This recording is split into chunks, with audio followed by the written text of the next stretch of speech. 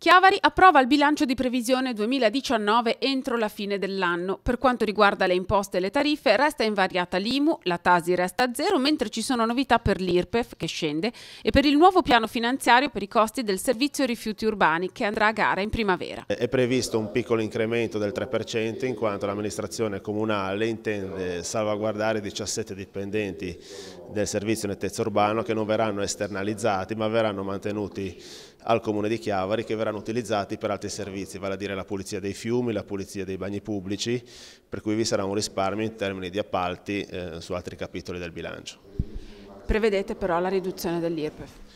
L'addizionale comunale IRPEF invece verrà ridotta di oltre 330.000 euro, passerà infatti dal 3,5 per 1000 al 3 per 1000. Vi ricordo l'evoluzione: nel 2016 era il 5,5, nel 2019 3,9, l'anno scorso la mia amministrazione l'ha ridotta al 3,5, quest'anno arriverà al 3.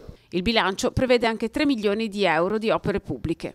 A queste verranno poi sommate gli oltre 11 milioni di euro finanziati nel 2018 di opere pubbliche, che grazie alle gare vedranno poi l'effettiva esecuzione nell'anno 2019. Chiavari inoltre rinnova per 5 anni la convenzione con il Comune di Levi per la stazione unica appaltante e ci sono novità per quanto riguarda le società partecipate. Le partecipate del Comune di Chiavari sono Marina Chiavari al 100%, l'Idro Tigullio col 20%, la Fondazione Regionale Investimenti Sociali e la Banca Popolare Etica. Questa è la novità.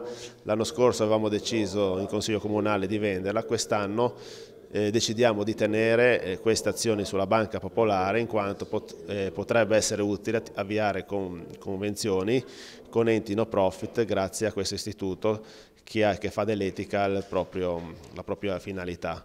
Inoltre abbiamo anche la partecipazione in AMT, non più ATP, che manteniamo.